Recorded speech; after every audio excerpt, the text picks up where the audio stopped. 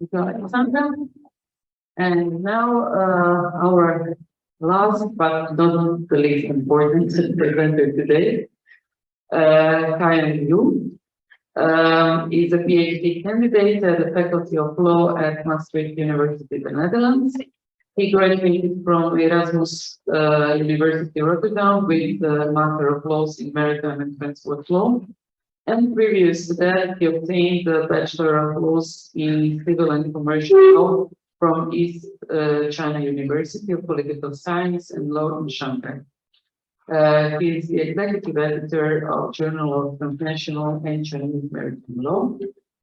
He organizes conferences and seminars as well. And he has been accepted by the IMO internship program to carry out research at IMO in 2022. He has been accepted by the City University of London as a visiting scholar, and is specialized in maritime law and law and economics. Haiyang will be talking about a paradigm shift for environmental salvage. Please, Haiyang. Thank you, Madam.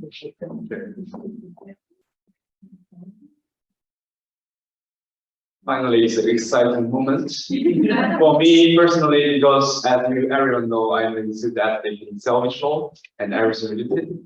I've been learning a lot from all of you during the past few days, and finally it's time for me to share my thoughts on it. And I really hope I can get some feedbacks from all the maritime law experts here. And also for some of you, maybe this is the last one, so it's only one step closer to the amazing dinner that our kind hosts hosted prepared for us. Without further ado, so this is the agenda.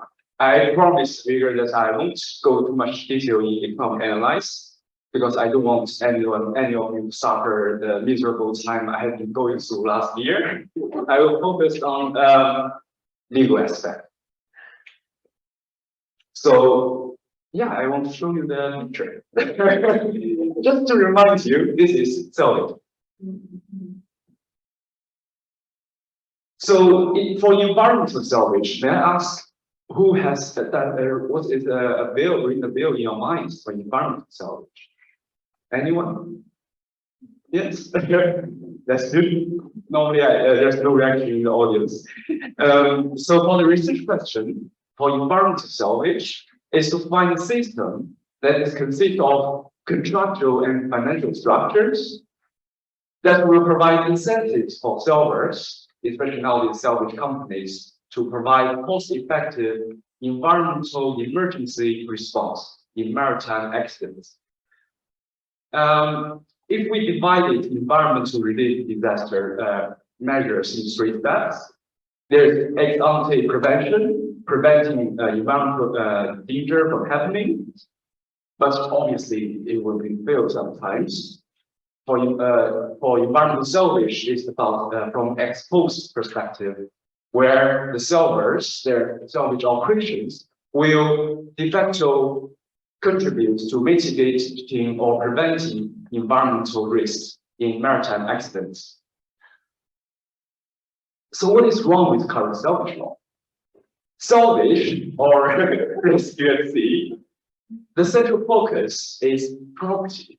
It has been evolved in centuries from reading sea codes, from then into French code, then into Admiralty code in England, with saving property in central focus. And it developed so-called no cure, no pay principle. Basically means how much reward salvage can get is based on the salvage value of maritime property. And Article 13 of Salvage Convention 1989 provides a list of criteria called those judges or arbitrators who fix the reward for salvers. But central focus is property salvage. For environments, before those environments, this is the most famous law in open form. It's a very simple form, 2 pages only. I think there are 2 key points. One is to make sure it is no cure, no pay principle. The second is if there's any dispute, they will go to law in arbitration. There's no time to bargain, there's no conditions, no consideration, no normal contract stuff in this law.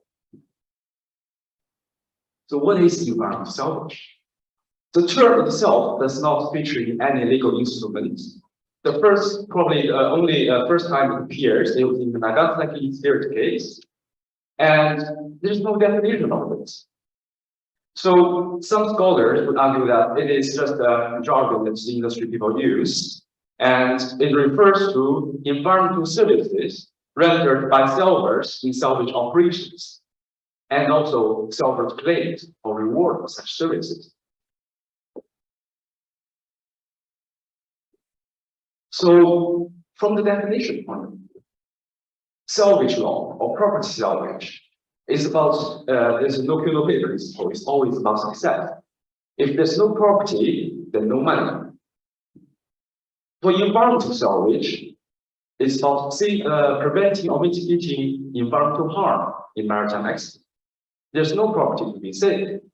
That is why the salvage reward and the no-kill-no-pay cannot reflect the skill and effort of salvors in preventing environmental harm. That's why the term itself is actually oxymoron. And then, what is the way to find out this jargon then? We have to understand the features of environmental salvage first. First feature is there are various scenarios. Ship owners could be very much interested in saving environments because the salvor is there to save their vessels, save their property. But if the charges are higher, so much higher, then they will lose interest in constructing food laws, whatever. I don't care, I don't want it anymore, or I can disappear as a single ship company. Sorry, you can fight me. And then, of course, we will need public authorities to step in. The second feature is salvors are first responders to environmental emergencies in maritime accidents. Why? Because environmental salvage is highly integrated to salvage operations. You cannot simply separate, like for one salvage operation, for example, you lifting an oil tanker, then you can say, okay, this is not environmental salvage, it's property salvage, or the other way around. The third feature is there's no time to borrow this emergency. Ex-ante contracting is super difficult, same as property salvage. The fourth feature is the essential information on price determination is not available at a time when the salvors are engaged with salvage operation or environmental salvage. The nature of things are still evolving. Nobody understands, nobody can predict how many vessels will be employed, how many persons will be used. It's difficult to determine the price or assess the risk and cost. Next feature is various players and stakeholders involved. On the supply side, on the salvor side, there could be a situational monopoly. Why? Because it requires high upfront investment and daily expenses to make sure all those expensive, sophisticated vessels are in station. Otherwise, the salvage company is a businessman after all. If there's no business, there's no profit, then they will switch to other business. That's why for environmental salvage, we would argue that high charges doesn't make sense. And on the demand side, of course, we have ship owner and their liability insurers who pay for environmental services. But public authorities might also get involved because of immediate pressure or something else. But it also creates a problem here because in the prestigious case, it was because the government decided it is too dangerous for environments. I won't grant you place of refuge. It also creates problems. And last but not least, environmental salvage in salvage operations creates divergence of interest among marine insurers because normally property salvage are paid by property underwriters. Environmental salvage is about avoidance of third-party liabilities, environmental liabilities. After all, it is a PMI club, pay the bills. And there's divergence of interest among marine insurers. It will create problems in practice. And current solution in salvage law is very much restricted by no peace. The 1989 Salvage Convention was introduced to deal with the phenomenon of environmental salvage. The Article 14 special compensation basically provides a compensation for salvage and environmental services based on their expenses plus the possible increment. However, the House of Lords decision in the Nagasaki Spirit case told that, hold on, salvage expenses does not contain any profit element. And salvage, all right, then it's not good for you. This is a problem. Recently, around 2012, that's where Igor also writes an article about the International Salvage Union proposed to create a new reward for environmental salvage, but it was rejected. From my point of view, I would argue that it is because of opposition from the infer side, and also they cannot reach a balance of interest. That's why the proposal was rejected. Law reform is stuck. But obviously, the commercial parties have already taken actions when they're not happy with the law. They can circumvent the law through contracts. That's why the stopping clause was introduced as a contractual supplement to the most famous law open form. And you can see here, this is one part of the form. It simply that we want to incorporate stopping or not. And stopping clause itself is quite complicated, but it does solve the problem, mainly two problems. First is there's tariff rates in the stopping clause fixed by commercial parties. It does contain profit elements because it's fixed according to commercial rates. And secondly, it does solve the problem of special compensation being time-consuming and very, very difficult to calculate because there's no exact formula to do the math. For me, it is mystery, and I guess for some people in practice too. So there's a stopping clause. But is this end of story? No. Recently, in Reno's case, it is not directly related to environmental salvage, I would say. But in that case, the judge told that the object purpose of scopic charges is about protecting ship owners' potential liability for environmental pollution. I was trying to find the arguments, really, rationale of this statement, but unfortunately, there cannot be found in the judgment. And I read some articles in practicing lawyers in London. They were strongly opposed to they don't agree with this judgment because salvage, environmental salvage, is highly integrated to property salvage. It's difficult to say this is for saving the environment, this is for saving the property. It's such a difficult situation. That's why I decided for my PhD, I find a law and economics expert to continue this topic. And from economic analysis perspective, let's take a step back. Environmental salvage is about prevent or minimize environmental risks in maritime accidents. From the scientific perspective, we definitely want salvors who are capable of such tasks and who are always happen to be there at the scene of the property anyway. We want them to provide cost-effective environmental emergency response.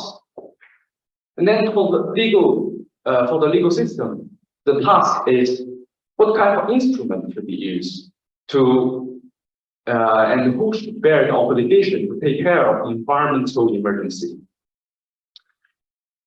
According to traditional law economic literature, the answer is ship is cost avoider, and in our most cases, it's the ship owner. And they often serve the polluter pays rule because they are doing the pollution from the ship. This is, of course, the ideal case, the simple case. Yeah, first class let ship owner pay the bill. The amount of environmental services and financing for environmental services, let ship owner do that. But the potential deficiency is, will they, if they put too much burden on ship owner, will they still provide, will they still be in the business or just leave the market? So, and how will make sure the ship owner will take precaution at optimal level, take care of the environment? And solutions in the traditional law literature is we need strict liability, we need no limitation of liability, and there should be compulsory insurance. If you want more details, I'm happy to share, but maybe not now. Yeah. And second best is, for example, the amazing example our colleague Pierre just provided a few days ago in South Africa, not amazing in the environmental friendly. I'm not a psychopath, but that makes me excited. In that case, there's no light or polluter, then the amount of environmental services, of course, we have to let public authority do that. And financing part is quite difficult because do we want then taxpayer to pick the bill? The problem is then there's no one to take care of the environment with optimal care. Then the ship owner will not be held liable, the polluter will not be held liable. So another slightly better solution is to put a levy on activities such as oil companies. It's not for maritime lawyers, nothing new. It's IUC fund, something like that. But this is from economic theory. This can be supported by a lot of economic literature. Obviously, the international convention should be established to collect the funds and reduce administration costs. All right, now the next interesting question is, do we still need no cure, no pay? We heard a lot of reform is having such prices right now. Nobody wants to use it. It's so expensive. We want to simply contract. From the no cure, no pay principle or contagious pay, the most the benefit of it is solve the information asymmetry between the seller as the agent and the sellee, ship owner, the principal. This is the agency theory in economic literature. Because if there's no quality control, then the seller will say, I will just do very little thing and wants the big reward. With no cure, no pay principle, this is you can control that because you align the interests between the seller and the sellee. But no cure, no pay principle is not working. And in environmental salvage, furthermore, it is not applicable. Why? Because actually, even for sellers, they don't know how much risk there will be and how much cost there will be. They have no interest to say to get engaged in the first place. Then what's the point of quality control? That's why so far it fails to find this argument in support of no cure, no pay principle. That's why maybe service C in the future, or it's already the current situation.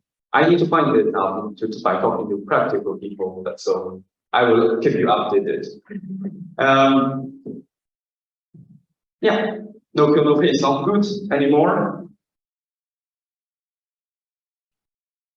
On supply side, now we need contractual arrangements. Of course, ideal cases. In ideal case, we want efficient negotiation. There is perfect contractual conditions negotiated, but it's not possible. That's why this is related to economic theory on cost sorrow. Basically, it means if there's no transaction cost, there's no cost in, if everyone can negotiate with each other and it's not emergency, then we can reach to a perfect contract and then it can maximize social wealth. According to that theory, the solution is we need documents that fix two things. On one hand, it's about solvers' efforts, the quality they provided, the service of their services. And on the other hand, is how much money you get for such services. This is the document we need. Remind you, that sounds a lot like a Salvage. And second best is, which is the reality, there will be disputes. There will always someone will not agree on the price, and there might be a risk of litigation, and we want to reduce that. For general costs, there will be high information costs because they don't know how to fix it. During the past century, I would say law arbitration has served such role that salvage experts, they can determine the salvage rewards with lower cost. They can do that. But if their arbitration would also be expensive and time-consuming. That's why maybe mediation is also another solution. All right. Now I've shared some findings from economics analyst perspective. I would like to conclude. The confusion in the phenomenon of environmental salvage is largely caused by the concept itself is an oxymoron, because salvage, maritime law salvage, is about saving property. Environmental salvage is about preventing or mitigating environmental harm. But we are still, under the no pay principle and law of salvage, we're still trying to give salvage incentives based on how much property is saved, which does not make sense because it cannot reflect their efforts and skills in preventing or mitigating environmental harm. And current reform proposals, whether it's caused by opposition from insurance industry or difficult to reach a balance of interest, it is stunned. And from environmental perspective, obviously, we need to prevent environmental harm. That's why there's need for new system. That's why we need this system. Will provide incentives to solvers, provide cost-efficient environmental emergency response in maritime accidents. Maybe preventive measures would be a little bit confusing, I would say. And contractual structure and financial structure are as explained in previous slides. And those conclusions are reached thanks to the economics analyst method. And that's it, I believe. Yes. Thank you. I'm looking forward to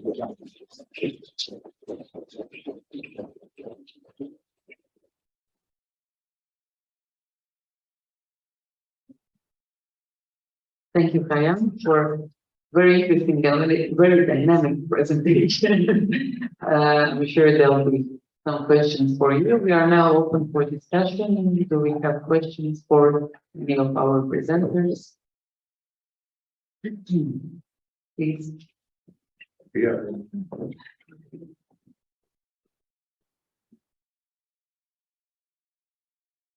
My question is actually for Haiyang. Thank you so much for that presentation. Dare I say that your presentation supports my idea that contract law is in dire need of evolution when it comes to environmental matters. And I'm really happy that you mentioned the Renos case, because I think that kind of shows just what a gap there is here in contract law for dealing with environmental issues. And I like that you looked at it from an economic analysis. And when it comes down to costs in the context of marine insurance, how would insurers take on those costs? I mean, is there a way of incentivizing insurers to cover the cost of environmental salvage? Would it be higher premiums? I mean, what would the economic solution there be to incentivize insurers to cover these costs of environmental salvage? For